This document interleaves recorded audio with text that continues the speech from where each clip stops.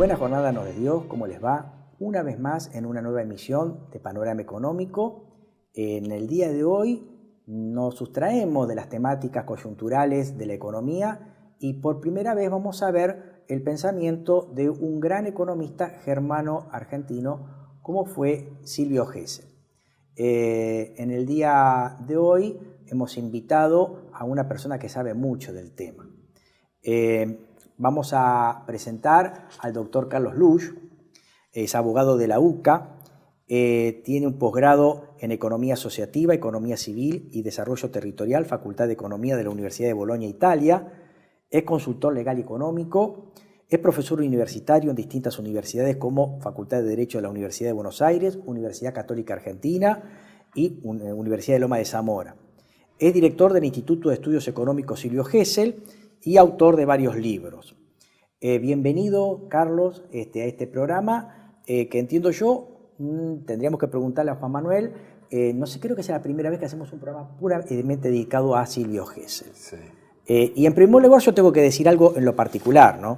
Silvio Gesell, dentro de lo que es la currícula de los estudiantes de economía, es un economista no estudiado. Si uno ve, por ejemplo, la materia de Historia del Pensamiento Económico, en algunos casos ni siquiera está en la currícula o en alguna unidad de Historia del Pensamiento Económico. En mi caso particular, yo arribo a Silvio Gesell por estudios de autodidacta, nada más. Solamente por la inquietud de alguna hora libre, estar en biblioteca, revolver ficheros, encontrarme con libros de Gesell y así accedí al pensamiento gesseliano. En primer lugar, Carlos me va a ayudar a hacer una especie de semblanza o presentación de Silvio Gesell para aquellos que no conocen a este economista, a este pensador de la economía. Que dicho sea de paso, era un autodidacta, él no transcurrió la currícula universitaria como economista porque venía de una familia de clase media baja, ¿no es cierto? Él había nacido en St. Vith, que para no ser anacrónicos, pertenecía al Reino de Prusia. Algunas biografías dicen que nació en Bélgica, no, es Reino de Prusia, hoy sería Bélgica, en 1862 y fallece en Eden, Alemania, en el 11 de marzo de 1930. Su madre era una valona católica, Matilde Talbot, y su padre, Ernesto, era un protestante alemán procedente de Aquisgrán. Y bueno, él inició estudios universitarios propedéuticos para la formación universitaria en el Gymnasium. En Alemania los Gymnasium eran institutos propedéuticos para entablar posteriormente estudios universitarios, pero no concluyó por razones económicas, por lo tanto fue autodidacta. Fallece su padre a temprana edad, a los 16 años, es empleado del servicio postal del Imperio Alemán, y después se emplea en un comercio junto a su hermano Paul en Berlín, en donde se comercializaban productos odontológicos. Entre 1882 y 1884 lo tenemos en Málaga, trabajando como corresponsal del comercio de la empresa familiar, pero también como empleado de las bodegas Heredias Hermanos. En esa época se dice que aprendió muy bien a hablar y escribir castellano. Y finalmente viene su periplo en Argentina. Conoce a su novia, que va a ser su esposa, Anna Botger, y en 1887 se casa con ella, a la vez que se viene a Argentina e instala la famosa Casa Gesell, que está ubicada en la calle Moreno 1023-1029, que en su momento comercializaba material quirúrgico, farmacéutico, odontológico. Posteriormente él agregó la parte de laboratorio de fotografías revelados, y finalmente terminó en una casa que se especializaba en la comercialización de productos para bebé. En el medio de la gran crisis económica de la época de Juárez Celman, lo sorprende a Gesell en Buenos Aires, en su comercio, y comienza ahí sí a estudiar la economía argentina y principalmente los efectos de la moneda sobre la economía. Escribe La reforma monetaria como puente hacia el Estado social, 1891, El nervio de las cosas, 1891, La nacionalización del dinero, 1892. En 1893 escribe El sistema monetario argentino, sus ventajas y su perfeccionamiento. En 1898 publica La cuestión monetaria argentina y otras tantas obras más que ahí las estamos proyectando en los flyers que estamos teniendo como una especie de información complementaria para que el televidente lo vaya viendo. Tiene participación política en Alemania. Él va en la época cuando Alemania, el imperio alemán desaparece tras la Primera Guerra Mundial, se sucede la caída de la monarquía, se sucede la República de Weimar, con una gran inestabilidad política, económica y social. Hay diversas revoluciones y a él tiene por ahí, no sé si la suerte o por ahí la desgracia, de integrar un gobierno que era la República Soviética Bávara, que duró 7 días y del cual él fue ministro de Hacienda. Fue derrocada esa república efímera, tampoco reconocida en concierto internacional por el ejército y los comunistas. Fueron acusados los integrantes de ese gobierno de alta traición y milagrosamente Silvio Gesell salva su vida a través de un alegato en el que él expuso sus ideas económicas y se despegó de la orientación política de ese gobierno. Finalmente, él se retira de la vida política y finalmente fallece de neumonía, como decía, en 1930. Básicamente, en prieta síntesis, esto es un poco el recorrido biográfico de Silvio Gesell. Uno de sus hijos, Carlos Sidao, había estudiado en Suiza todo el tema de cuidado de suelos, asentamiento de médanos, forestación, y esto lo aplicó acá en Argentina comprando por muy pocos pesos unos bañados totalmente abandonados que hoy es Villa Gesell. Funda en 1931 Villa Gesell, y bueno, la demás información la tienen en los flyers que estamos pasando a continuación. Obviamente Villa Gesell, Carlos puso ese nombre en homenaje a su padre, el gran economista germano-argentino. Carlos, ¿qué nos podés decir de este desconocido y gran economista y pensador argentino, Silvio Gesell? Bueno, es un honor haberlo recibido, que me inviten y haber dedicado este programa a Silvio Gesell, tan bien documentado y además con un panorama también histórico y familiar, dado que se ha constituido una familia argentina a partir de la ciudad balnearia de Villa Gesell y de la famosa Casa Gesell. Casa Gesell queda en Diagonal Norte, llegando a Florida, y era donde iba la aristocracia argentina a comprar cosas para bebés, cochecitos, cunas, muebles, ¿sí? Y constituye una industria articulada verticalmente y horizontalmente con sucursales. O sea que Casa Gesell logró ser un empresario, siendo inicialmente un importador de elementos de odontología y demás, pero desarrolló su carrera empresaria. Y así es que a partir de sus descubrimientos y la obra que hizo en Argentina, que vos bien indicaste, que estaba en la flyer que pasamos, él lleva sus descubrimientos a Europa y el impacto que tuvo en la Argentina, porque la Argentina fue el primer país en el mundo que constituyó una política de Estado, ahora vamos a ver con sus ideas, que fueron exitosas, y llevó la experiencia argentina y su obra a Europa, y eso tuvo un impacto directamente en Estados Unidos y en Inglaterra, en lo que hoy llamamos el keynesianismo. John Maynard Keynes, así él mismo lo dice, se considera, igual que Irving Fisher, que es el autor intelectual del New Deal norteamericano, asesor económico del presidente Roosevelt, se considera un humilde discípulo del comerciante y empresario Gesell. Y Keynes también lo reconoce, le dedica un capítulo donde él reconoce que la teoría que él formula sale de Silvio Gesell y señala la crisis de los bancos y cambiar de Argentina en 1890, de la Baring Brothers, la crisis Baring de 1890, como el origen del estudio gesselliano, que es la base del estudio keynesiano. Está en la teoría general del interés, la ocupación del dinero, que es la obra de economía más importante del siglo XX, y dice entonces que tiene su origen indirectamente en Buenos Aires, cosa que, como bien has dicho, la Academia y la Universidad Argentina o ha omitido o no ha entendido la importancia que esto tuvo y no lo pudo ver, porque generalmente nosotros nos referimos a universidades del este norteamericano, nuestra clase dirigente va a estudiar cómo es el negocio financiero y nos perdemos el elefante importante que es la creación de la economía del siglo XX en la Argentina, dicho por autores extranjeros. Esto es un poco más que triste u ominoso, lamentable, refleja un poco la ideologización de la cultura. Bueno, es una opinión personal, ¿no es cierto? A veces cierta superficialidad que hoy vemos en la educación argentina. Pero bueno, lo estamos rescatando. Hay institutos GESEL en la Alemania, también en Chile, ahora también en Estados Unidos, y tenemos economistas geselianos en España, en Italia, en Suecia. Es decir, esto está tomando de vuelta una revitalización a partir de las crisis financieras más que económicas que tiene el mundo. Hablamos de burbujas financieras, burbujas inmobiliarias, es decir, entonces hay un revival del pensamiento geseliano y de tal manera indirectamente sobre la Argentina, que es lo que invitamos nosotros, como vos bien has hecho, y te agradezco nuevamente porque es la primera vez que se hace un programa en homenaje a Silvio Gesell, gracias a tu... Bueno, hace muchos años que estás estudiando el tema y lo conoces, y le hemos podido elevar a esta estructura de programa, ¿no es cierto?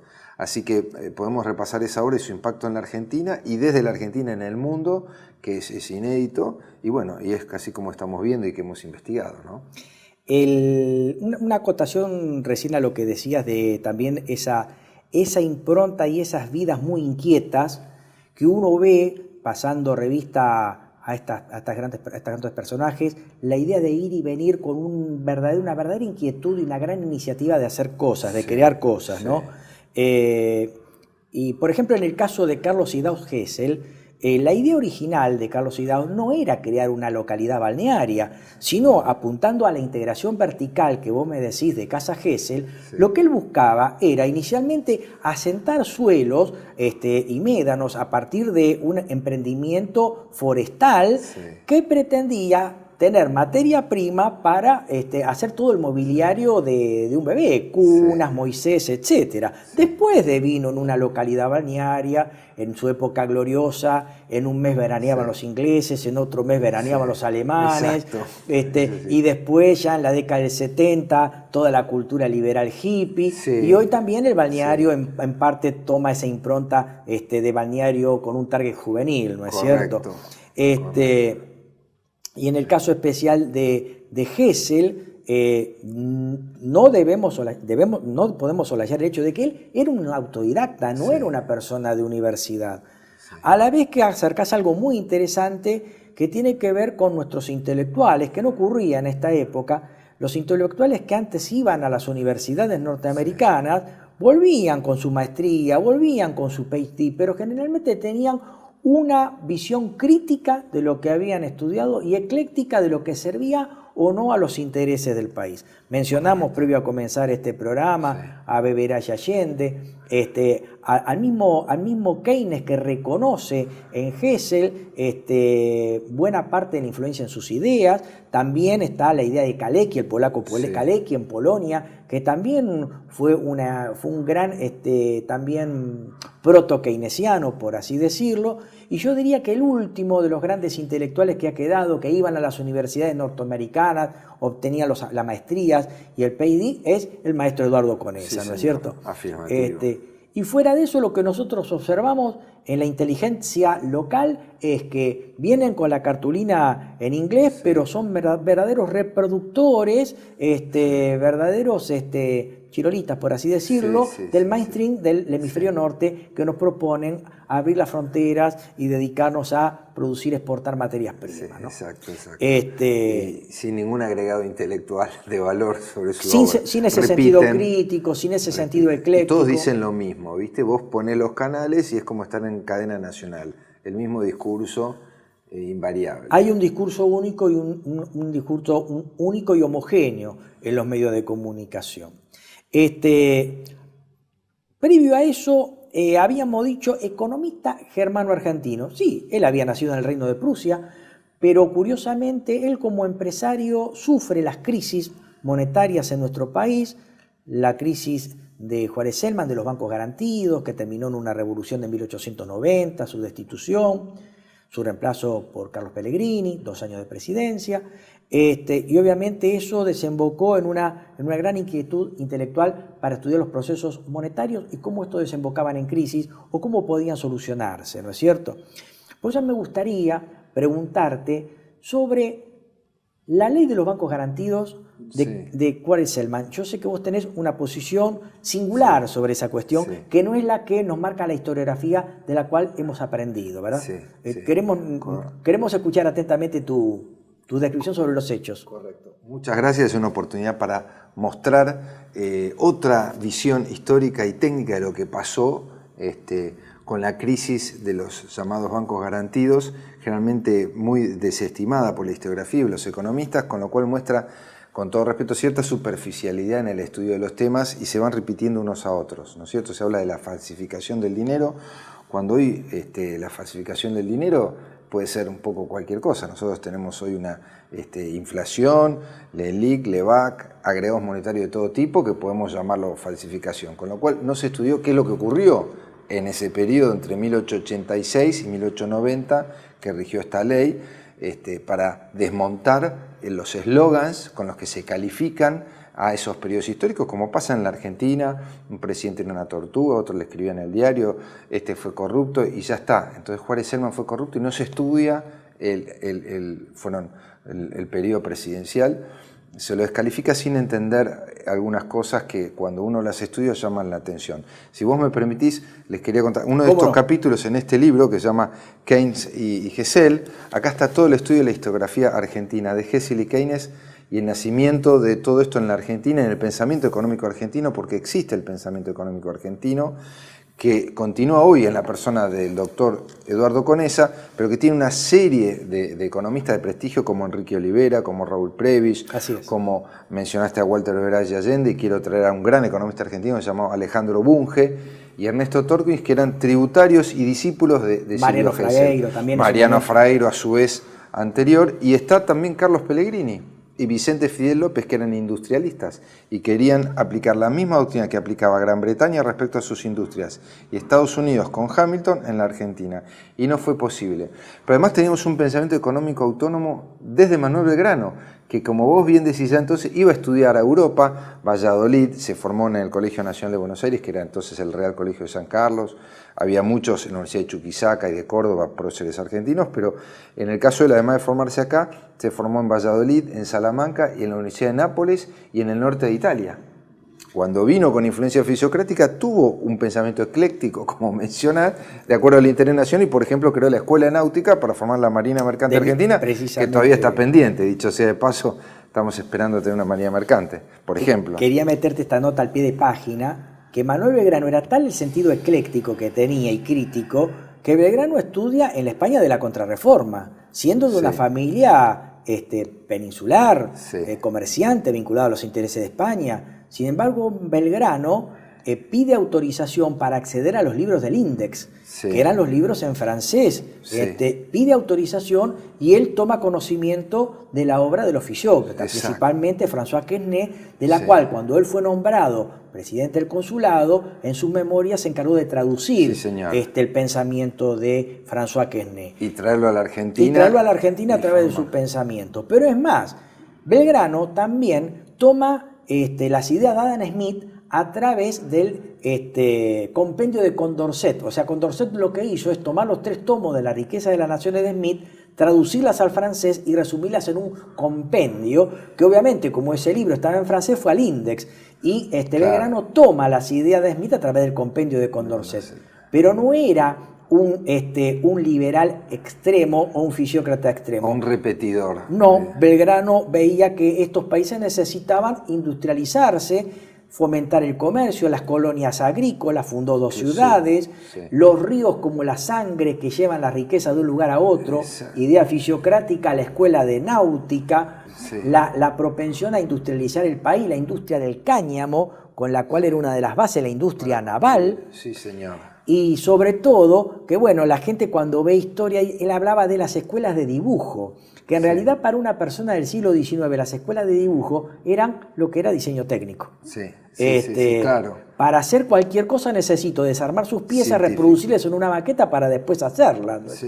Y por eso el tema también de las escuelas de dibujo, ¿verdad? Matemática, geometría, y entonces toda esa línea intelectual argentina que después continúa con la generación del 37, está Mariano Fragueiro, Alberdi, Gutiérrez y Esteban Echeverría, otro economista muy importante que no se lo reconoce, que es de la Universidad de la Sorbonne, hablan de que es un poeta de la Universidad de la Sorbonne, y economistas del Río de la Plata anteriores a Belgrano. Por eso nosotros proponemos en este libro...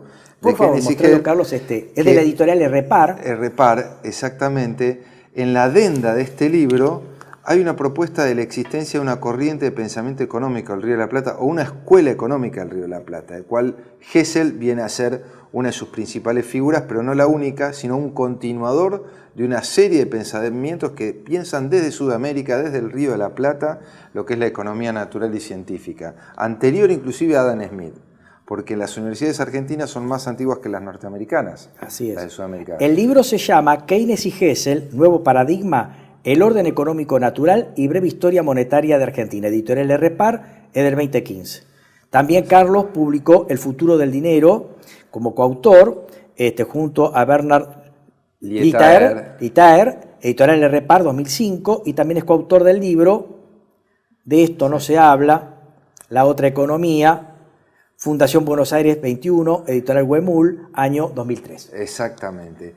Y la buena noticia que tenemos es que acabamos de publicar El orden económico natural por Libre Tierra y Libre Moneda de Silvio Gesell, el original, por primera vez por una editorial reconocida en castellano, que se está también difundiendo en España y en el exterior, que es la base del pensamiento keynesiano, o sea, la obra original de Gesell, que antes había sido editada por su hijo de forma privada, pero ahora ya está para el público en todas las librerías de editorial Repar, en Jenny y demás, como para ver la fuente de lo que consideramos no solo la escuela económica del Río de la Plata, sino la escuela keynesiana del siglo XX, que es lo que documentamos en este libro con documentación de Alemania, Inglaterra, Estados Unidos, donde menciono a estos famosos economistas que se consideran tributarios de Gesell y por lo tanto de la Argentina, porque su obra fue escrita en la Argentina y aplicada exitosamente en Argentina. Ahora vamos a ver lo de la reforma monetaria. Pero eso consistente con estos economistas que venimos mencionando. Venían a estudiar de Estados Unidos e Inglaterra el caso argentino, que fue exitoso, y lo replicaron en Estados Unidos en el New Deal y después la Gran Depresión en el 30 con el keynesianismo, el modelo argentino del segundo gobierno de Roca. Pero previo a eso, estábamos hablando de la crisis de los sistemas de bancos garantidos. Esa crisis origina en 1889, un proceso hiperinflacionario similar al de Alfonsín, en 1989. Es decir, que 100 años después, de 1889, tuvimos un proceso similar al que vive Alfonsín en 1989. O sea, primero no aprendimos nada de nuestra historia, que venimos repitiendo sistemáticamente, pero además, si uno ve el proceso de Alfonsín, el golpe económico financiero que tuvo Alfonsín fue el mismo que le hicieron a Juárez Selman. Esto no está escrito en ningún libro. La primera investigación, hay un libro de Martí, que es muy bueno, que es la base del capítulo que nosotros introducimos aquí, y le damos todo el contexto e información adicional, y además anterior y posterior a ese capítulo de los bancos garantidos, que informan la existencia de un pensamiento económico argentino. ¿Qué es lo que ocurre? En ese golpe se hizo subir al oro, que era como el dólar en ese momento, o la libra, por una maniobra especulativa de los bancos extranjeros, y a través de una maniobra de la prensa de Montevideo y de Buenos Aires también, especulando contra el sistema de bancos garantidos que decían que estaban emitiendo demasiado crédito en el interior. Lo voy a resumir, pero está muy bien detallado, por eso lo recomiendo. Ese golpe económico que deriva en la crisis del 90, la crisis Baring, que la Argentina, al subir tanto el oro, no podía reunir el oro para pagar su deuda externa, y viene la revolución del parque y demás, y asume Carlos Pellegrini. Lo que quiero decir con esto es que después de la hiperinflación de 1889, similar a la de Alfonsín en 1989, en la época de Alfonsín se puso la convertible de Menem, el 1 a 1. Y en la época de Juárez Selman vino Pellegrini con el patrón oro y puso también lo que sería el 1 a 1 con la libra durante 10 años. No, pero en este caso con un tipo de cambio alto, la de Pellegrini. Primero Pellegrini lo pone con el tipo de cambio bajo, patrón, y después en 1899, dándose cuenta del error que Argentina entra en una recesión, devalúan y ponen un tipo de cambio alto, de 150% de devaluación sin inflación durante 50 años. La Argentina hasta 1947, 48 no tuvo prácticamente inflación, desde 1892 hubo más de 50 años, medio siglo, Argentina tuvo cero inflación. El café costaba lo mismo en 1898 que en 1938, el diario La Nación, la prensa, lo mismo en 1910 a 1940, por ejemplo el boleto de subte de 1913 y 1914 a 1940, invariable, está en el INDEC, Ministerio de Economía. Esto adelanta sobre la existencia de una burocracia y un sistema, digamos, de profesionales argentinos en los distintos y de economistas que podían manejar en esa estructura profesional y de meritocracia en la generación del 80, cómo fue llevando todo esto con realmente dirigentes y profesionales de primer nivel que se iban formando allí mismo, como es el caso de Prebisch con Alejandro Bunge. Volviendo a Gesell y al sistema de bancos garantidos, para hacerlo más breve y explicar por qué viene Gesell y la reforma de 1891 y el keynesianismo, nace del fracaso del sistema de bancos garantidos.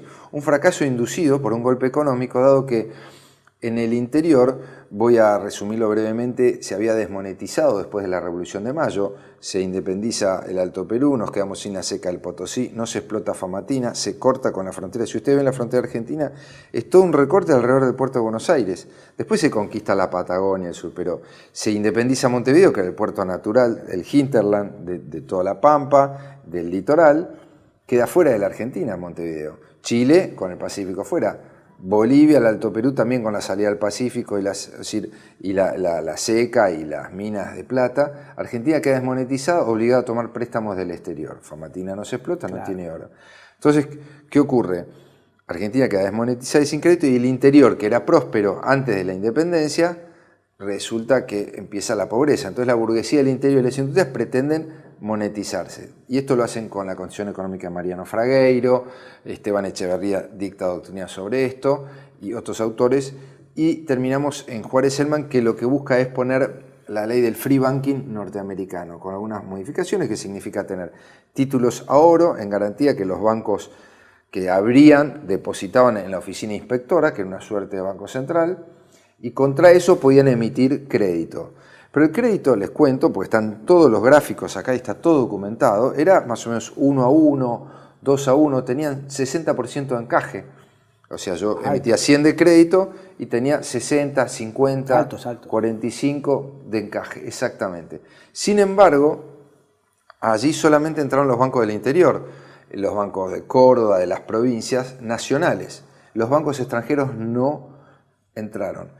Y aquí se estima que hubo una maniobra especulativa, sobre todo los bancos ingleses y europeos que no entraron en este esquema, que manejaban el comercio exterior argentino y no querían la independencia que se estaba generando del sistema bancario argentino, que dependía de la libra y del oro. Con esto vos estabas disociando, pues se empezaba a crear crédito en los bancos del interior. Y eso no podía ser porque se perdía el control del sistema bancario centralizado de Buenos Aires y de los bancos extranjeros. Entonces estuvo este golpe que justamente pretendía que no se disocie el sistema bancario argentino del internacional. Eso es lo que estimamos, porque realmente no hubo esa llamada falsificación de dinero, la corrupción que se mencionó. Se emitía crédito, no había en ese momento inflación, hasta que hubo un golpe con relación al precio del oro, y que empezaron a retirar oro a partir de inestabilidades, como pasa hoy en día con la prensa, la propaganda, el lobby, empiezan a retirar los depósitos. Claro. Hubo una corrida inducida por estos bancos sobre los bancos nacionales. Bueno, todo termina en una crisis, que ya conocemos, la crisis del 90, pero el origen no ha sido un estudiado. Entonces, primer llamativo, la historiografía argentina, los economistas argentinos historiadores no estudian adecuadamente sobre la fuente, sino sobre lo que escuchan decir que decían los diarios. Esto es un problema que tenemos y que se repite tanto por izquierda como por derecha. Normalmente se repiten... La opinión publicada. Exactamente, la opinión publicada. Que no es la opinión pública. Exacto. Eso por una. Entonces, esto genera, en la 1890 se adopta el patrón oro estricto porque había una hiperinflación. Entonces, como en la época de Menem, se pone una convertibilidad con la libra o con el oro. Ahora, esto, como ya vimos, que el tipo de cambio apreciado, el dólar barato, en la época de Menem, acá pasó lo mismo con Pellegrini, que tomó como vicepresidente en 1890 a 1892, lo que ocurrió es que el tipo de cambio apreciado, que hoy llamamos dólar barato, se financia con deuda, y déficit fiscal y déficit comercial, porque es más barato importar que exportar. Y la Argentina entra en una recesión cuando venía gran cantidad de inmigrantes de Europa. De los 4 millones que vinieron, 2 se volvieron a Europa porque no les dieron tierras, no hubo una reforma económica, fiscal y demás, y la reforma monetaria tardó en implementarse porque no había crédito. Entonces, este tema de la convertibilidad generó una astringencia. Entonces, un poco la tesis que proponemos es que a través del fracaso de lo que se pretendió expandir el crédito y la moneda en el interior de Argentina, esas mismas fuerzas del interior son las que apoyan la reforma de 1899, que es el otro tema que podemos hablar, donde viene la reforma geseliana, que la impone el banquero y empresario Ernesto Torquins, con el apoyo de Roca, en el segundo gobierno de Roca, que justamente en los debates parlamentarios la mitad del país, sobre todo los productores del interior, apoyan la reforma de Gesell y produce una devaluación del 150% sin inflación con superávit gemelos, en el mismo caso de Remes, Duhalde y Lavagna en el primer gobierno de Néstor Kirchner. Vamos a hacer una breve pausa, enseguida volvemos con este tema muy interesante. El programa de hoy lo estamos dedicando a Silvio Gesell, su obra y su pensamiento. Ya volvemos, espérenos. Gracias. TLV1 se complace en anunciar que estará transmitiendo en su canal TLV1 Clips valiosos programas emitidos antes de la censura sufrida. El lienzo prohibido, el revés del derecho, combates por nuestra historia, disenso, historias de Malvinas, entre otros que podrán encontrar en este enlace.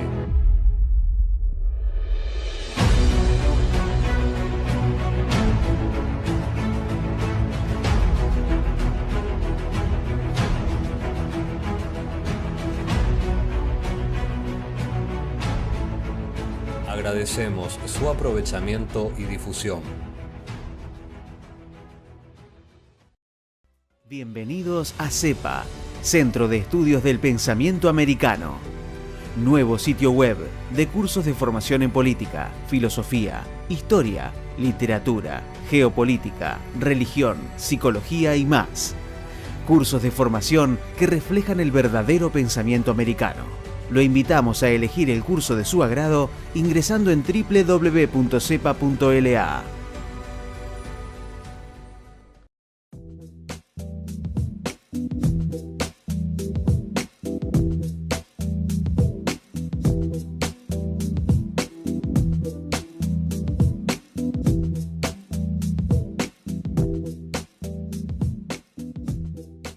Decir siempre la verdad primero tiene un precio. Dependemos de tu ayuda. TLV1, toda la verdad primero.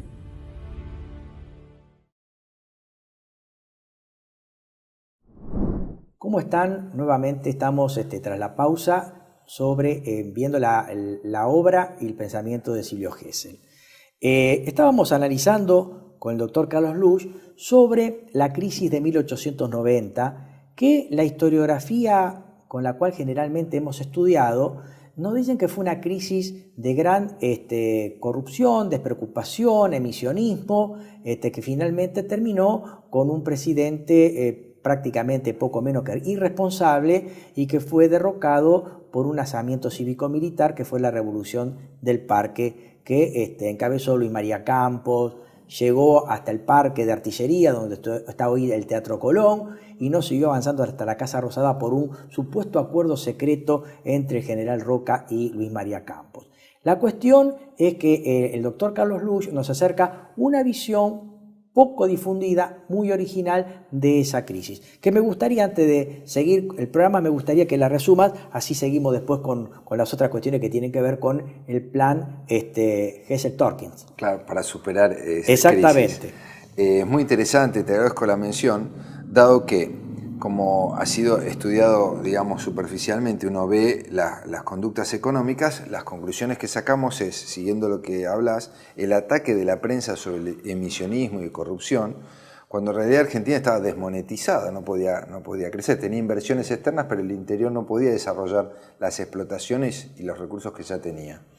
Se pretende solucionar con un sistema similar al norteamericano que se llamó Sistema de Bancos Garantidos, que es el free banking en inglés. ¿Por qué cae? Bueno, recién mencionamos que Juárez Selman, que después lo califican del burrito cordobés, todas estas cosas periodísticas que después los libros de historia repiten. Y vamos al colegio y nos dicen el burrito cordobés y nadie estudia científicamente. Como entendés, nos manejamos con eslogan. Eso es maravilloso porque entonces no podemos profundizar científicamente y están en deuda los investigadores, creo yo, y las universidades en algunos de estos aspectos, ¿no? Bien, dicho esto,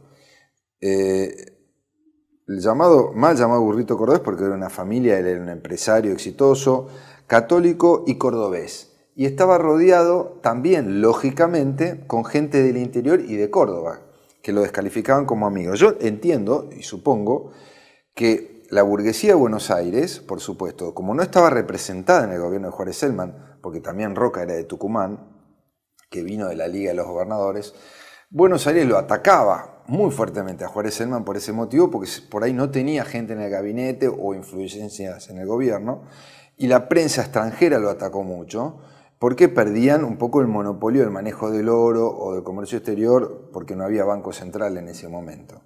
Esto está en base a indicios y elementos que nosotros podemos ver estudiando esta situación. El ataque sobre el sistema de bancos garantidos hace que este después tenga que cerrar y quiebra por este problema que hay con el oro, que hay una alza muy alta, y no fue que subió porque hubo un exceso de emisionismo, sino porque se retiró el oro y se lo retiró del país, entonces el dinero que ya estaba quedó sin respaldo. Claro. No es lo mismo que tener una inflación, una de emisión, sino que se retiró el oro. Entonces lo que había quedó sin respaldo, pero si no estaba funcionando perfectamente bien y casi no había ni siquiera el encaje estaba arriba del 50%, y hoy en Estados Unidos, en la crisis de Lehman Brothers desde 2008-2009, estábamos en 100-1 el multiplicador bancario. Y en Argentina Juárez Celman no estaba en 2-1. Nunca llegó a 3-1, por ejemplo, en los bancos de liquidez. 3-1. Y hoy Europa tiene 50-1 perfectamente. Los países como Brasil y Chile están en 10-1 y Argentina sigue desmonetizada. Hoy el crédito del Sistema Nacional Bancario sobre la empresa privada en Argentina es el 3,8% del PBI. 3,8% solamente. Cuando un país de tercer orden africano o de Latinoamérica tiene 10 veces más crédito. Así es. Esto hace 50, 70 años que pasa en Argentina. 50 con seguridad. Argentina es un país desmonetizado y ya en el siglo XIX lo era. Cuando se intenta monetizar y crecer, vienen los golpes económicos, ¿no es cierto? Salvo en el periodo posterior a Gesell, que encuentra la solución y que dura 50 años, digamos. En el segundo gobierno de Perón, como nos enseña el profesor Conesa, Perón tuvo el problema de la apreciación del tipo de cambio y empezó a generar toda su crisis en la política económica de Perón, las revoluciones posteriores y la historia ya más conocida. Entonces vuelvo a este tema de la crisis de los sistemas de bancos garantidos, que para mí también tuvo una influencia de la burguesía de Buenos Aires y de la banca extranjera y del puerto sobre el poder que estaba generando el interior. Esta es una interpretación que busca darle un sentido a los hechos que son objetivos, están expuestos en este libro, en documentos oficiales que recomiendo leer, y en la interpretación de los hechos concretos, ¿no?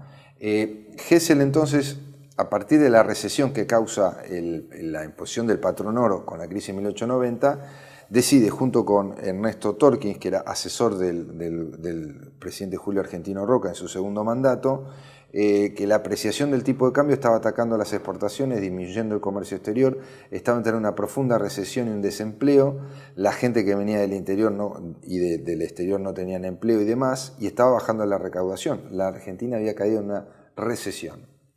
Y ahí se produce un gran debate, que es antológico, que tampoco lamentablemente ha existido ni siquiera por la Academia Nacional de Historia ni la Academia Nacional de Ciencias Económicas, que desconocen cómo se ha pivoteado.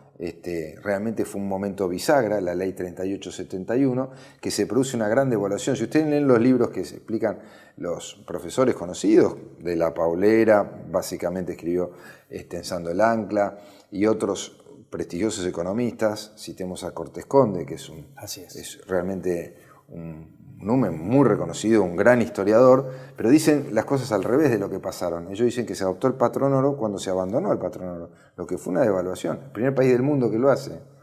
Y se reemplaza el sistema en ese momento de la economía clásica de Adam Smith, que básicamente la economía clásica era la microeconomía, y se la reemplaza por la macroeconomía, porque una vez que yo dejo el patrón oro el oro como medición de todos los precios de la economía, se llama teoría del valor o del valor intrínseco, que Gesell dice que eso es una fantasía, que no es científico. Lo que existe es la teoría de los precios. Y ahí se crean los mercados y el sistema de precios. Es un invento argentino, un invento de Silvio Gesell que Ernesto Torkins, gran banquero y empresario argentino, hace propio, se lo lleva al presidente y la espada política del presidente, que era Carlos Pellegrini, lo defiende en las cámaras del Congreso. ¿Sí? Pero un proyecto de Torkins fue muy atacado por esto, porque había otro sector más bien de la especulación, lo que hoy llamamos los monetaristas. Estaba Mitre en ese grupo.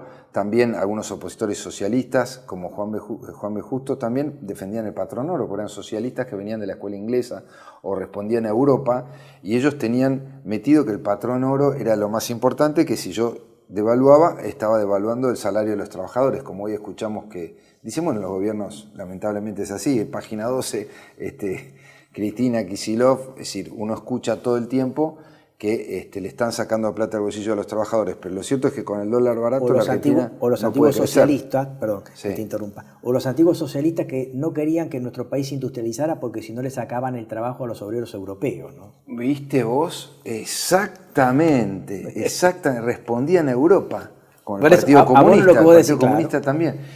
Es correcto lo que decís. Entonces, había una internacional que entonces no teníamos un pensamiento regional, nacional, y el socialismo argentino, un socialismo cristiano de Mariano Fragueiro, que es mucho más antiguo, pero no era el socialismo europeo, era un socialismo autóctono, Esteban Echeverría y demás.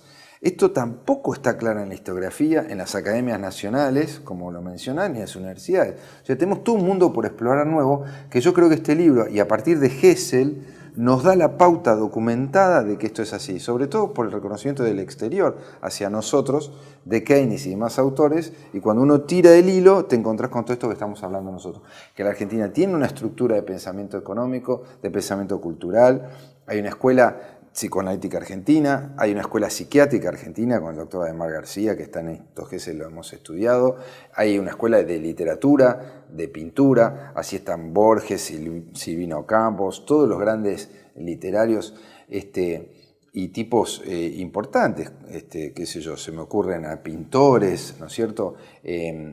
Florentino Ameguino, el Perito Moreno, es decir, naturalistas, antropólogos, científicos, originales de la Argentina con pensamiento argentino, porque no es el pensamiento europeo, si bien tiene una influencia europea es americano, ¿no es cierto? Y ya tenemos 400 años, la Argentina no tiene 200 años. Esto es algo que sería bueno que pudiéramos entenderlo.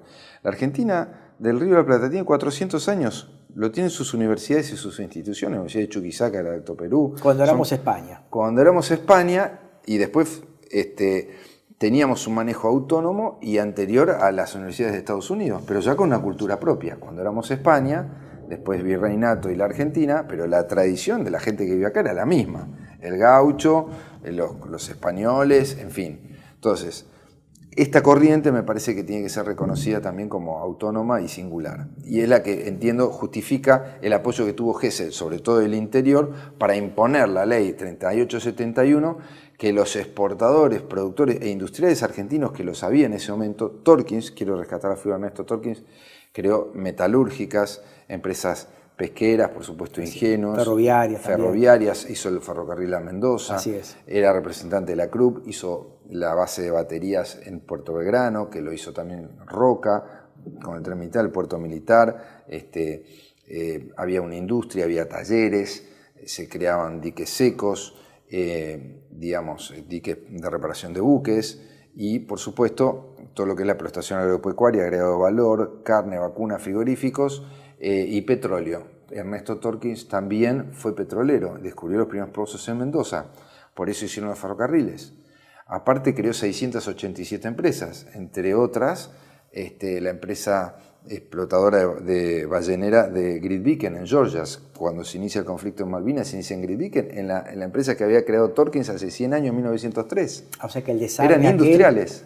Perdón. El desarme aquel tenía que ver con una empresa que en su momento había... Fundado Ernesto Torkins, que era amigo de Silvio Hessel y socio político también de Julio Argentino Roca, porque la casa Torkins era muy importante y los gerentes fueron los ministros de Economía, Juan José Romero, Terry. Estamos hablando de José María Rosa, el padre del historiador, fue el ministro de Economía que llevó la ley 3871, la ley de Hessel, al Congreso y fue aprobada después de un debate antológico, que lo tenemos publicado en este libro, en la Cámara de Diputados 4 días, en la Cámara de Senadores 4 días, y los economistas extranjeros y economistas de Oxford, por ejemplo, como John Williams, reconocen que fue realmente un debate importantísimo para la doctrina económica y en la historia argentina fue uno de los más intensos que hubo, donde quienes defendían el patrón oro no querían aflojar y quienes promovían la reforma necesitaban expandir el crédito en la Argentina y monetizar la Argentina, que como dijimos con el intento de los bancos garantidos fracasó, con la Constitución Económica de Mariano Freire, que acá también hemos hecho un capítulo, también fracasó porque Mitre la volvió a anular a la Constitución Económica que generaba el crédito para el interior.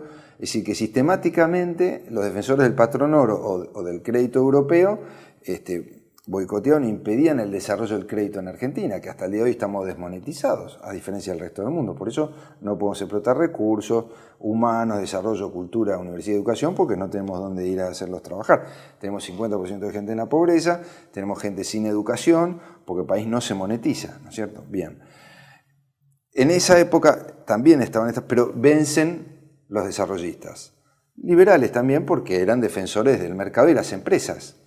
Torkins además fundaba iglesias, fundó pueblos, ciudades, colegios, también hacia Roca, Sarmiento, Belgrano, y fue el primer país de los primeros países del mundo en alfabetizar a toda su población, ¿sí? Antes que incluso algunos europeos. Teníamos el PIB per cápita cuarto más alto del mundo.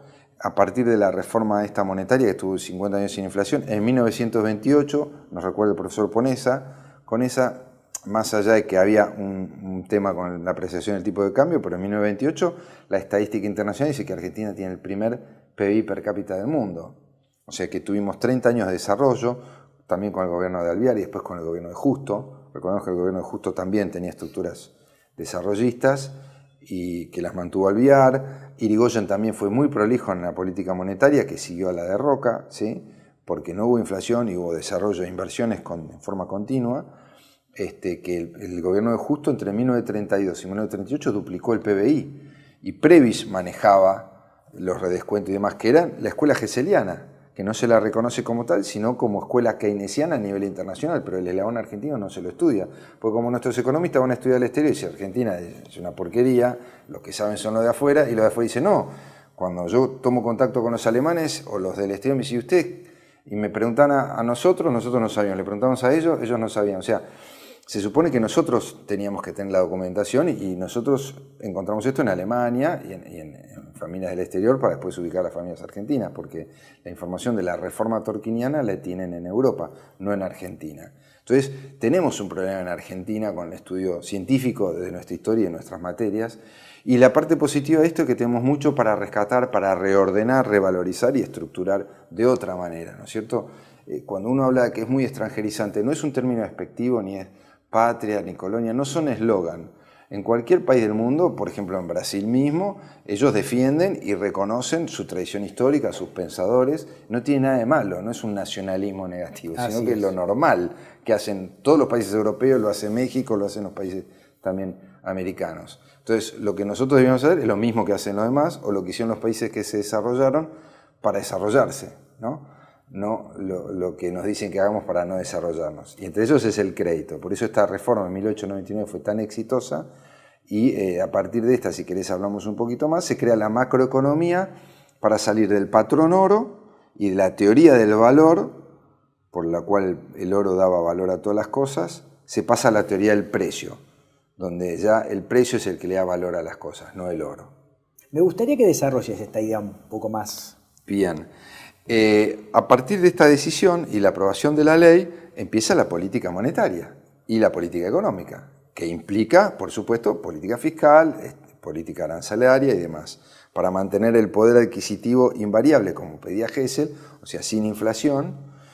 Había que regular el comercio exterior, la balanza de pagos y sobre todo la política monetaria interna. Y él decía muy simplemente, Gesell, que como en la década del 90, 1890, producto de esta reforma de 1890 a 1899, esa década, Argentina se había desmonetizado y mantuvo 300 millones de pesos, una base monetaria todo el tiempo invariable, rígida, y Gesell decía, pero ¿cómo puede ser? Vienen inmigrantes, se crean pueblos, cada 50 kilómetros, 100 kilómetros, se extienden las vías férreas y no le doy el insumo necesario, claro, que es el dinero del billete, claro, que es el crédito para que puedan expandirse y desarrollarse, y era lo que ocurría, se paralizaban, es absurdo. Entonces cuando viene la reforma, devalúan 150% y se abarata el dinero, se empieza como la sangre es al cuerpo, el dinero es al cuerpo social y a la economía, empieza a circular, que es lo que se busca, que el dinero circule, no que se retenga, pues si no el cuerpo se muere de anemia o se te pudren las extremidades por gangrena porque no llega el dinero o la sangre a donde tiene que llegar, que era lo que pasaba en esa década del 90. Y que Hessel decía que el dinero es un medio, no es un fin en sí mismo, ¿no? Exactamente, es un medio para el desarrollo. Exactamente. Entonces, cuando se convierte en un fin en sí mismo por las tasas de interés y la usura y se retira y el del atesoramiento, mercado, que transforma el dinero en un fin en sí mismo, ¿no es cierto? Exactamente, y eso conspira contra el desarrollo económico y social. Se convierte en un fin en sí mismo, es la idolatría del dinero, reemplazamos a Dios o a los valores por el dinero, que ya sabemos qué es lo que pasa, pero además tiene un efecto en la falta de desarrollo económico, porque al ser yo retirarlo de la circulación y hacerlo un bien en sí mismo, estoy perjudicando al resto del cuerpo social y caemos en lo que, por ejemplo, pasa en la Argentina hace 50 años, más allá del signo político. Volviendo a la teoría de los precios, él dice que es acientífico, que el oro no tiene valor intrínseco. Dice, ¿dónde está el valor? Yo desarmo el oro, no me lo puedo comer, no encuentro el valor intrínseco. Lo que tengo en los bienes son precios del mercado, oferta y demanda, se encuentran, los factores concurren, ¿no? Los factores de concurrencia y se establece un precio. Entonces, lo que yo tengo que hacer como Estado es algo muy simple, crear, como expliqué, cuando faltaba dinero en la década del 90, tengo que tener una imprenta para emitir dinero y un horno para quemarlo cuando sobra. Cuando es inflacionario tengo que retirarlo y quemarlo. Y una prensa cuando necesito para no caer en esta inflación. Bien, eso simple, ¿cómo sé yo la cantidad de dinero que necesita una economía? Lo tengo que medir. Necesito medidores. Necesito primero un criterio para medirlo, un índice, y él lo llama index y lo llama índice ponderado. Y después lo llama índice ponderado general de precios ponderado por bienes y servicios por consumo, lo que se llama el INDEC. Claro. No existía en el mundo, es un invento argentino. O un IPC, el IPC, claro. El IPC, minorista y también habla de mayorista. Nosotros hemos reproducido en esta obra, que les vuelvo a decir, de Keynes, Nuevo Paradigma y Hessel, parte de la obra de Silvio Hessel donde explica cómo se hace el índice. Por eso es otro antecedente intelectual argentino tan importante, que es un invento argentino, el índice general de precios, minorista y mayorista. Está en este libro que es reproducción de lo que Hessel proponía. Y en ese índice pone los elementos primarios, de consumo primario, vestimenta, leche, bienes básicos, alimentos y suntuarios. Y entonces le da un nivel de incidencia a cada producto de acuerdo a lo que consume la población o al impacto que éste tiene en el funcionamiento general de la economía. Entonces, una vez que yo mido la variación de esos precios y la incidencia en el bolsillo de los trabajadores o de la población, puedo saber si hay una variación en el índice y si es que está sobrando el dinero porque él habla de la inflación, claro, o está bajando porque hay una recesión. Si hay una recesión hay que emitir, como dice Keynes. Hay que generar trabajo, inversión. Entonces emito y doy crédito y cuando hay un exceso lo retiro. Pero ¿cómo sé si hay de más o de menos? Tengo que medir la cantidad de dinero en la economía. Para eso creo los índices. Y allí nace la macroeconomía, otra vez en la Argentina. ¿No es cierto? La macroeconomía ya sabemos que es la disciplina que estudia el funcionamiento, ¿no?, de los agregados económicos, de los grandes agregados económicos, la oferta agregada. Entonces él inventa, crea y descubre lo que es la oferta agregada, la demanda agregada, la propensión marginal al consumo, la propensión marginal al ahorro. Todo lo que estudiamos en los manuales lo desarrolló Silvio Hessel en el orden económico natural. La disciplina económica moderna se desarrolla en la Argentina, en Buenos Aires, en este libro que se llama El orden económico natural, por Leo de Tierra y Libro Moneda. Y dice no solo cómo deben ser los índices, sino cuáles son las conductas, las propensiones marginales y después a consumir, a ahorrar, cómo descompone la tasa de interés. También es un desarrollo de él. Que la tasa de interés tiene varios componentes. Uno que es lo que se llama prima al alza. Prima al alza es lo que se espera de la inflación que va a venir. Entonces, cuando yo te doy un préstamo, te cobro un interés. Y él desglosa el interés básico, que es algo que es inherente al dinero, que es un problema que él considera que el dinero tiene preeminencia sobre las mercaderías por el tema del interés básico, que viene desde Roma. Después tenés otro componente que es el seguro por mora, porque el prestamista tiene que asegurarse que algunos no le van a pagar, entonces tengo un seguro, claro, prima de riesgo, prima al alza, la ganancia del capitalista, por supuesto, y los costos y gastos de funcionamiento. Todo eso compone la tasa de interés, pero además si es variable, él critica el anatocismo, que es la usura, que es la capitalización de intereses, que lo hace impagable. Entonces pierde relación con la economía real, ¿no es cierto? Se disocia el agregado monetario de la economía real. Y él inventa otra cosa, que después lo toman Keynes y Hicks, de Oxford. Esto es muy importante para la Argentina, para nuestra tradición histórica y para la disciplina económica moderna. Él inventa los agregados y descubre los agregados monetarios que son distintos a los agregados económicos. Entonces vos tenés oferta y demanda de dinero y oferta y demanda de bienes y servicios. Lo que estudiamos con economía clásica es la oferta y la demanda. Pero Adam Smith y los economistas clásicos ingleses nunca estudiaron la otra cara de la moneda, que es la oferta y demanda de dinero y de crédito. Los agregados monetarios es un invento de Silvio Gesell y por tanto de Torkins, que lo ve, siendo amigos los dos, habían estudiado en Alemania, eran alemanes, Torkins venía de una familia también de Estados Unidos y de Alemania, y ellos intercambian estas ideas, se las llevan a Roca e implantan esta 3871 que da origen a la economía moderna y a la prosperidad en Argentina. Las glorias del centenario en 10 años es producto de esta ley. Todas las grandes familias argentinas que se han enriquecido tienen un tributo enorme con Gesell y con Torkins y no se lo han reconocido porque se hicieron millonarios con las exportaciones que hacían, porque Argentina se remonetizó poderosamente y sin inflación por la disciplina que tuvieron.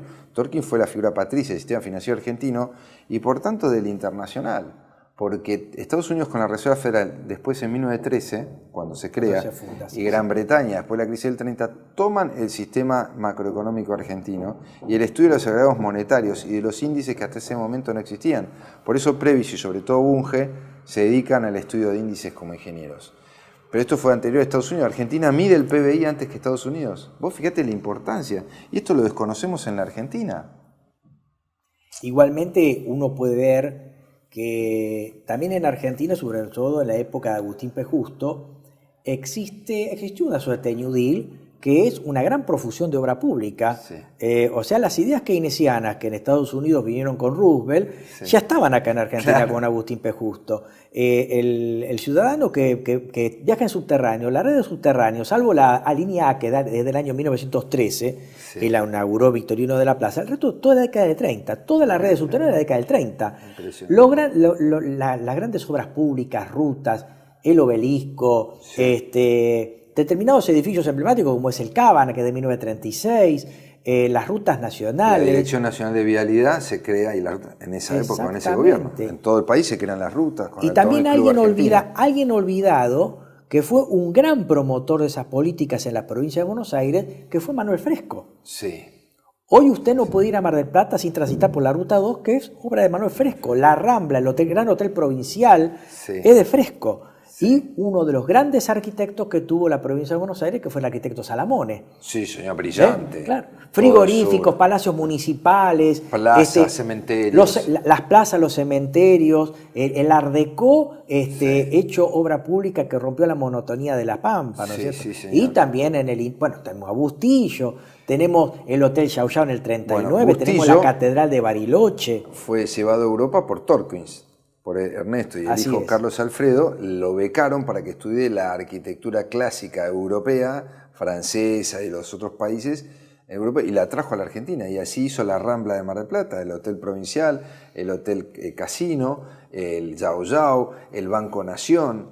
Ernesto Torkins... La Casa de Gobierno de La Plata. La Casa de Gobierno de La Plata. Sí, fue toda una época de obras y de obras privadas brillantes, y que tiene también su origen en este gobierno de Roca. En el caso de Salamone, tiene un récord de 60 obras públicas en 2 años, sí, donde él, para poder supervisarla, iba en avión. Sí. O sea que son cosas que realmente por ahí hasta desconocemos totalmente. Desconocemos totalmente. Tenemos como una historia tapada, y una historia, vamos a llamarla para no sobrecalificarla, pero realmente prestigiosa, de una enjundia y de un nivel alto, ¿no? Es que la historia de la década del 30 fue muy desacreditada por la historiografía, sí, principalmente de la que estudiamos, que es la historiografía radical, por así decirlo, o la que encontrábamos en Anteojito de Villiquen, ¿no? Sí, o en Félix Luna, que era un poco el historiador, el Villiquen de la clase media, ¿no es cierto? Exactamente, década infame, ya está, no se estudia más nada. Y quedó así sellado. Y todo se sella. Entonces no se escarba y encontrás otra Argentina, ¿no? No nacimos de un repollo, ni Gesell nació de un repollo. Había una clase política, intelectual, de gran nivel, que la podemos ver en el debate de la ley 3871 del 4 de noviembre de 1899, que ves quiénes estaban a favor de la ley y quiénes estaban en contra. Quiénes estaban a favor del desarrollo del país y quiénes estaban en contra a favor de tener un país primarizado, librecambista, y sin ningún desarrollo ni generación de empleo, pues el desarrollo genera empleo, los librecambistas no les interesa generar empleo. Parece que la historia vuelve a repetirse, Carlos, Parece, ¿no? Porque ¿no? si estamos viendo el tema de Hessel con los debates que no son debates en realidad, Sí, es una especie de imposición de ideas, tómalo o déjalo, que aparentemente nos vuelve a los viejos debates que había en la época de Tolkien, de Hessel y de estos grandes hombres de fines del siglo XIX y principios del XX, ¿no? Que construyeron la Argentina que vemos, si no, no tendríamos, ¿no es cierto?, los que tenemos, toda la infraestructura hospitalaria, las escuelas, las obras sanitarias, las grandes palacios, obras, conclusas o inconclusas, los grandes palacios. Por ejemplo, en la zona de Mataderos estuvo el famoso Elefante Blanco, que era un terrible edificio que quedó inconcluso, que iba a ser el primer gran hospital de la América Latina. Estamos hablando de la zona de Matadero, que fue 1937 estamos hablando, ¿no? Que era el Elefante Blanco, Perón lo quiso continuar y finalmente quedó totalmente inconclusa la obra, ¿no? Tendríamos que hacer una revisión de esa época, de la década del 30, y bueno, de estas grandes ideas que quedaron por ahí solayadas por la historiografía oficial con la que nos educamos, ¿no? Exactamente. Y vamos a encontrar otro panorama, Luis, un futuro promisorio y prominente si podemos abrevar de ese yacimiento de ideas y de personalidades que hoy tenemos, que no tenemos acceso. Es que esos debates son actuales en realidad. Y son actuales, que es la inversión, es el crédito, es la educación, el desarrollo. No, estamos hablando o de los planes sociales o de desmonetizados, de los bonos, todo parece un casino y bueno, la realidad es la que tenemos. Porque desconocemos cuando hicimos las cosas bien. El mundo nos venía a ver a nosotros cómo hacíamos las cosas, increíble. Estados Unidos mandó, Alex Ford vino y documentó toda la reforma tolkieniana de la Universidad de Oxford. Después la reproduce. John Williams viene de la Universidad de Harvard, de la Universidad de Princeton, y después es el primer presidente de la Reserva Federal de Nueva York. Y aplica lo que estudió en la casa de Tolkien, estuvo 2 años acá en Tolkien. Y él dice, 6 meses en la biblioteca de Tolkien, tomando todo, le agradece a la casa Tolkien, a Ernesto Tolkien, sus libros, todo esto. Y los economistas argentinos de las universidades privadas lo desconocen y enseñan otra cosa. Así es. Y sin embargo los testimonios y los documentos están acá, pero no han sido estudiados. Es realmente insólito. Hay 2 temas que me gustaría tocar con vos que son muy importantes en el ideario de Silvio Gesell. Uno es el de la idea de la economía natural, que en realidad Gesell lo toma de Adam Smith, o sea, de la teoría de los sentimientos morales y de la riqueza de las naciones. Me gustaría saber, o que les pongas a una persona que por ahí por primera vez escucha sobre Silvio Gesell, ¿qué entendía Gesell por la economía natural? Y después el tema del dinero oxidable, ¿no es cierto?, la libre moneda. Correcto. 2 referencias a esos grandes temas que nos enseñó Gesell. Correcto, que es la consecuencia del dinero oxidable de la economía natural. Porque Gesell entiende, a partir de las observaciones de las crisis que se suceden en Argentina, especialmente la crisis del 90, que es una crisis cambiaria y de un golpe financiero, como expliqué, dice, bueno, pero entonces ¿cuánto vale el dinero? ¿Vale más, vale menos? ¿Vale el oro? ¿Cuánto vale el oro? Es decir, y ahí viene todo el cuestionamiento y dice, bueno, no, acá tenemos que venir a los principios del orden económico natural. ¿Qué es la economía natural, el orden económico natural? También se habla de derecho natural, de un orden, de un equilibrio también en función de las instituciones públicas, privadas, y de un orden económico natural del cual ya abrevaba y hablaba Manuel Belgrano y los fisiócratas, ¿no? Pero Manuel Belgrano también tenía este concepto. Pero básicamente lo distingue a la economía natural de la otra economía opositiva o financiera, es justamente el concepto de tasa de interés, que desnaturaliza el dinero, desnaturaliza. Para los financieros y los bancos es su principal mercadería el dinero, entonces tienen que cobrar una tasa de interés. Esa tasa de interés es artificial, es manejada, manipulada por los bancos centrales, por la política económica, por los mismos bancos que cobran X sin límite porque no hay un orden natural en el funcionamiento de esa tasa y se llega a la usura o al abuso. A veces no, a veces sí, pero todo depende. Ahora dicen, bueno, hay que regularla, entonces el dirigismo del Estado. No, Gesell no habla del dirigismo del Estado para controlar la tasa. La tasa tiene, como el dinero, tiene que fluir, tiene que ir los mercados libres. ¿Pero cómo? Entonces no lo dirige el Estado, no. Lo que vos tenés que hacer es generar un sistema de funcionamiento y unas reglas de modo tal que el dinero sea natural, no sea artificial y no tenga un crecimiento geométrico y exponencial en su costo financiero que haga inaccesible, que lo tome usurario. Y un fin en sí mismo. Y un fin en sí mismo. Sino que fluya naturalmente. Y para eso que necesita una tasa de interés natural o un dinero natural. Entonces, antes de llegar al dinero, la economía natural tiene mercados monetarios y mercados reales de bienes y servicios. Primer descubrimiento de Hessel. Es un descubrimiento de Hessel y argentino, porque se aplica en Argentina. Hay economistas argentinos que lo adoptan. Fragueiro ya había hablado de esto y Belgrano. Por eso digo que hay una corriente, una escuela económica argentina. ¿Es una escuela de pensamiento económico argentina o del Río de la Plata? El Río de la Plata digo porque también hay pensadores uruguayos, chilenos, del Alto Perú, porque esto viene de la época anterior al virreinato, Paraguay, las misiones jesuíticas, ¿sí? Entonces, Perú es realmente el Río de la Plata un pensamiento que nace en Sudamérica, que tiene y que impacta en España, pero eso es para otra charla, que nace acá y después va a Salamanca y va a España, en la escolástica española, porque acá estaba el Cerro del Potosí, estaba el oro y estaba toda la plata, entonces los precios se movían y hubo estudios de precios que después impactan en España. O sea que el origen, según nuestra visión, del pensamiento económico de Occidente moderno, está en esta región. No está ni en Europa ni en Estados Unidos. Reapropiémonos de esta cultura, de esta tradición. Si además lo tenemos repetido en Hessel de vuelta, en la economía que se venga en el futuro, si es cierto que hay burbujas inmobiliarias y financieras, inventemos una economía natural funcional, también desde el Río de la Plata. Abrevamos en nuestras tradiciones sociales y cristianas, también con todas las europeas, que tenemos tradiciones de mutuales, de cooperativas, de la inmigración europea, y también de la positiva liberal europea, por supuesto, de las inversiones de las empresas, no estamos al contrario, las empresas generan trabajo, o lo organizan, generan capital y desarrollo. El Estado tiene que ordenar los bienes básicos, la educación, es decir, no estamos inventando nada. Lo que estamos necesitando es que funcione el dinero y el crédito en la Argentina, que está cortado. Bien, para que haya una economía natural, lo primero que dijimos es que tiene que estar en equilibrio los agregados monetarios, fiscales y también Hessel habla de que es necesario un orden monetario internacional. El origen del Fondo Monetario Internacional también está en un proyecto de Hessel que se llama International Valuta Association y que Ernesto Torkins lo toma como franco universal. Y es lo que después Keynes toma para hacer el proyecto Bancor. El proyecto Bancor tiene origen argentino, Luis. El Bancor. El Bancor. O sea, el Bancor iba a ser la moneda internacional de la posguerra. Exacto. Que finalmente terminó siendo el dólar por oposición del secretario de Tesoro norteamericano White, ¿no? Sí, señor. Dexter White. Pero el origen del Bancor es el IVA, que es la Unión Universal de Cambios de Silvio Gesell, que se escribió en Buenos Aires en 1908. Dicen lo mismo. Y Keynes presenta el Bancor en la Conferencia de Paz de Génova de 1922, posterior a la Primera Guerra Mundial.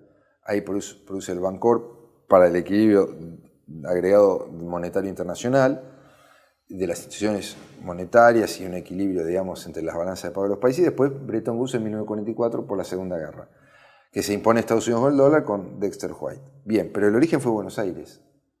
También está documentado acá. Y Torkins habla de un proyecto que él manda de Argentina, que era importante Argentina, que llamó el Franco Universal. Vos fíjate la importancia de la clase dirigente argentina, la clase intelectual y de Hessel en este caso. Dicho esto, la economía natural tiene por base el funcionamiento de la circulación del dinero. El dinero tiene que circular libremente, todo lo que le entorpezca o haga que se retire debe ser removido porque es un impedimento al desarrollo de la economía y al desarrollo del ser humano y sus instituciones como tales. Las empresas, la generación de empleo, etc. O sea, la economía real. La economía real. O sea, la economía natural es economía real. Exacto, porque tiene que estar subordinado el dinero a la economía real y no la economía real al dinero. Exactamente. Y ahí tenemos el problema de la economía financiera, que hoy está exacerbada. Entonces la economía real está al servicio de la economía financiera cuando debió haber sido al revés. La economía financiera con el crédito, el mercado de capitales, la política monetaria al servicio de la economía real. Esta distorsión nace en el concepto de la tasa de interés.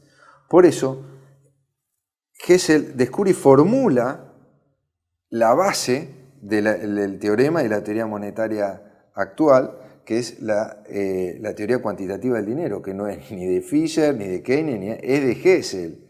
Entonces, P por Q, que es precio por cantidad, es igual a velocidad de circulación de la moneda por M, que es la masa de dinero. Invento argentino. No se estudia en las facultades. No se estudia en ningún lado.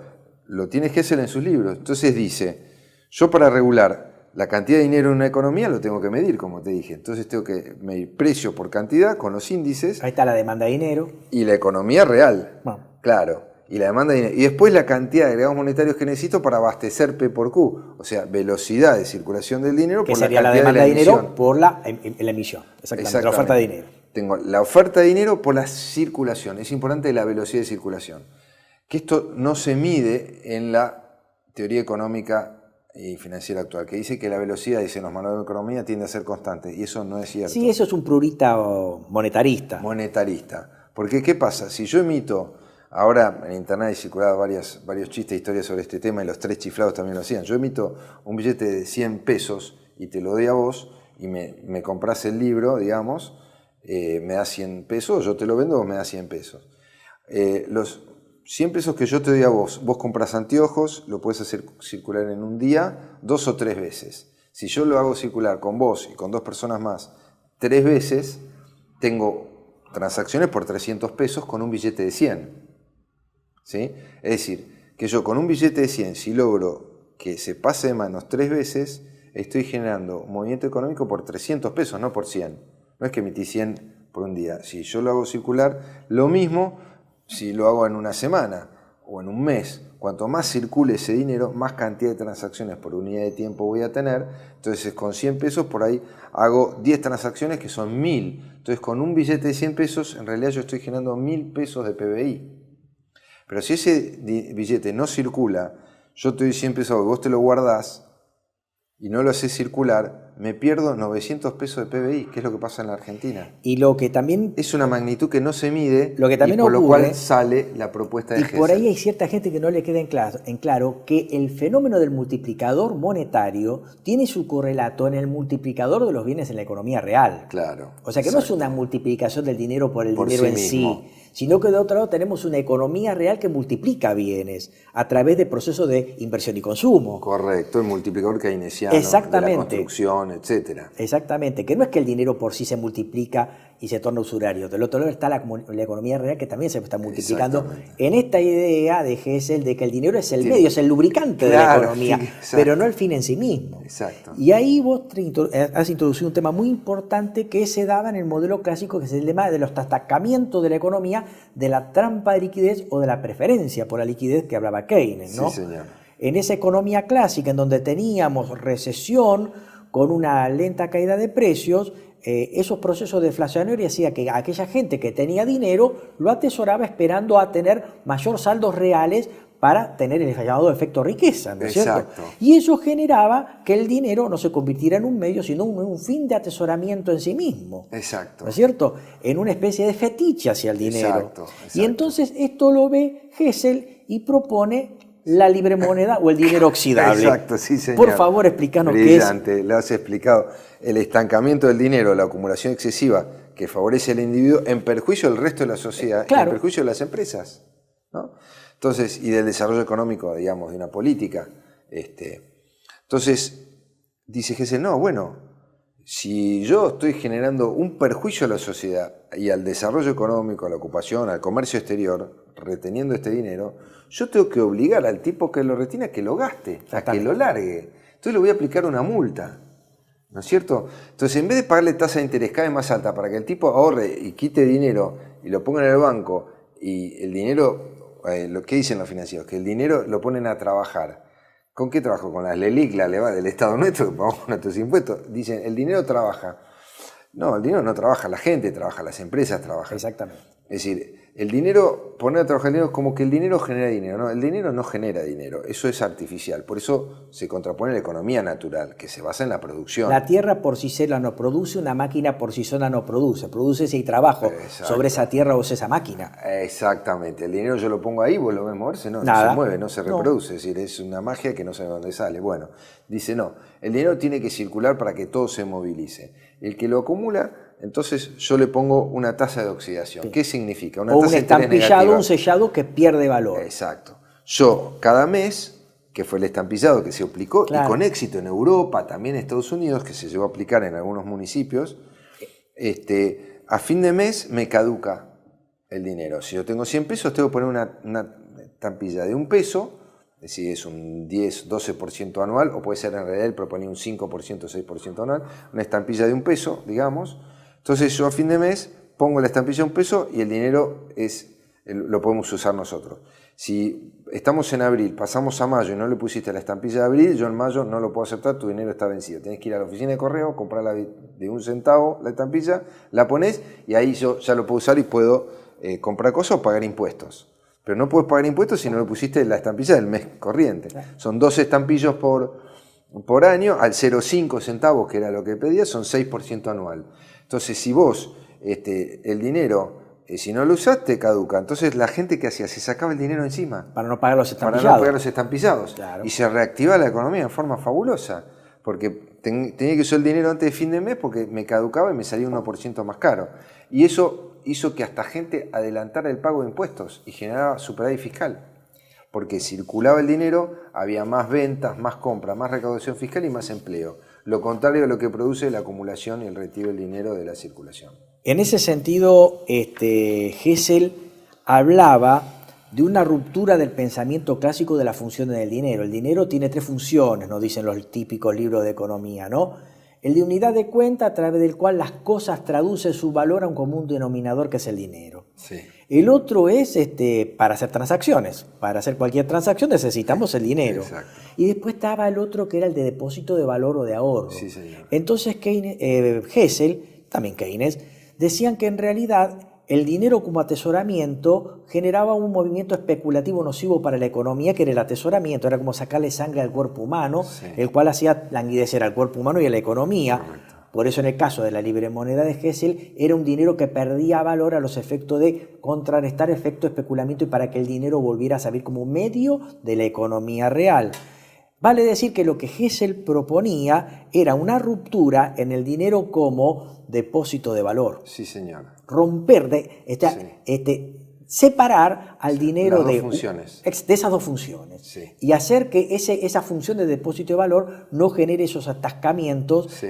Y esas políticas de atesoramiento que hacían languidecer o parar a la economía, ¿no? Eso es genial, si me permitís, como el tipo descubre algo que nosotros ahora estamos viendo, que es como el dinero cumple 2 funciones contradictorias.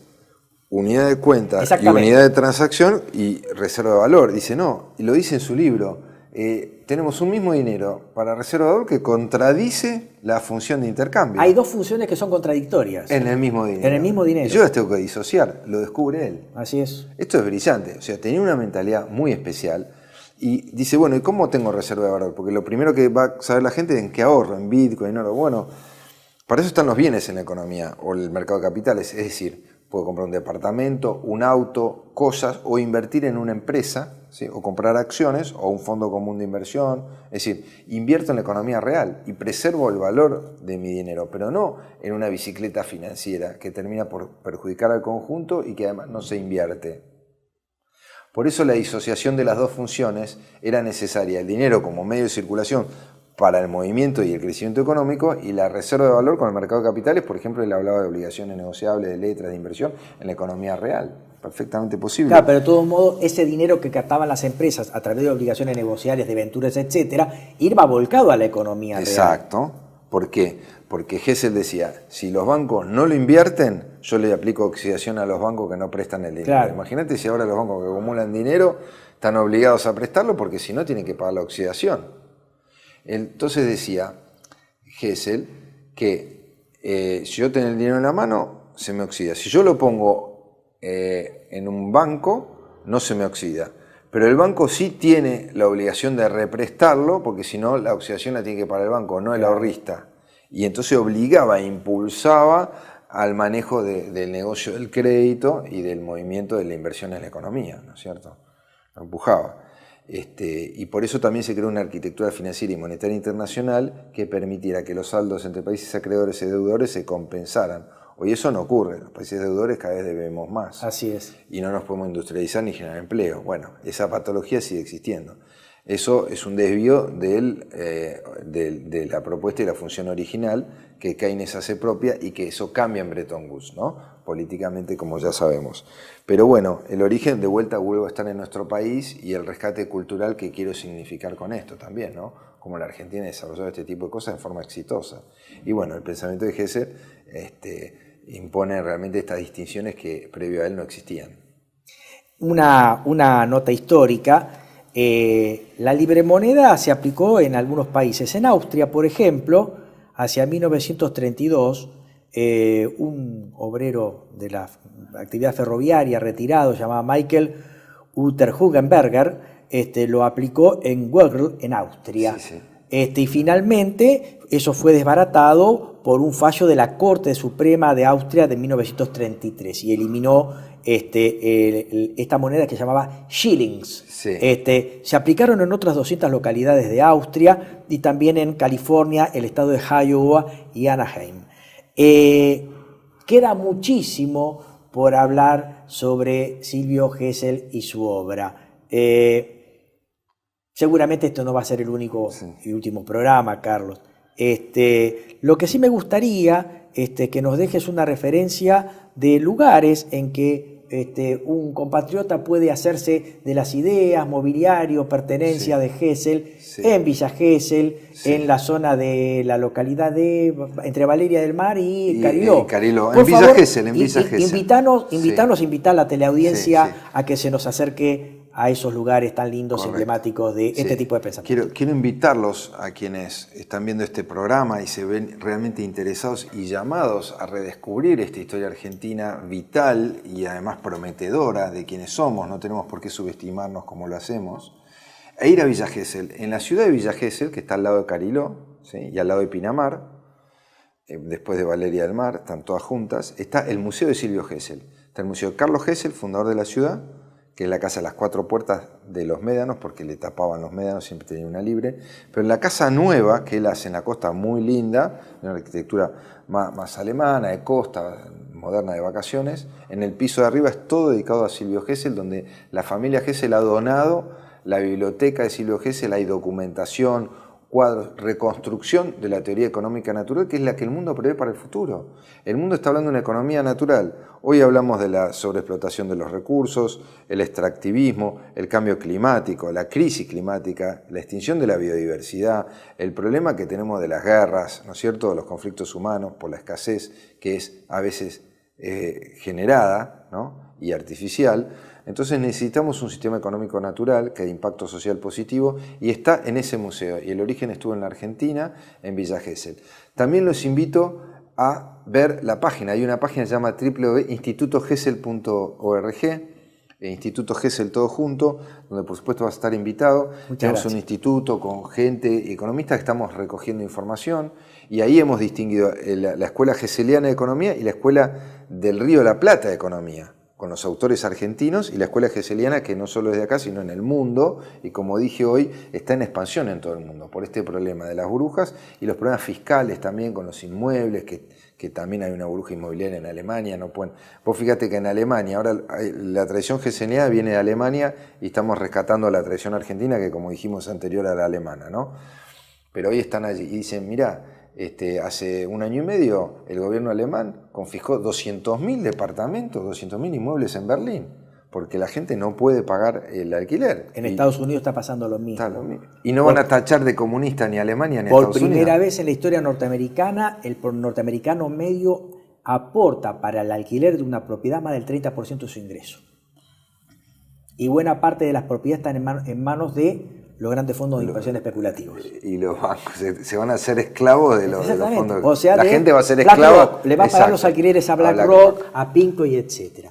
Carlos, muchísimas gracias por tu presencia y aporte. Te esperamos en un próximo, seguramente, programa de Panorama Económico. Y al televidente le deseamos que vean este programa. Esperemos que haya sido de utilidad. Esperamos sugerencias, críticas y demás comentarios. Y nos vemos en la próxima entrega de Panorama Económico. Muchas gracias y los esperamos.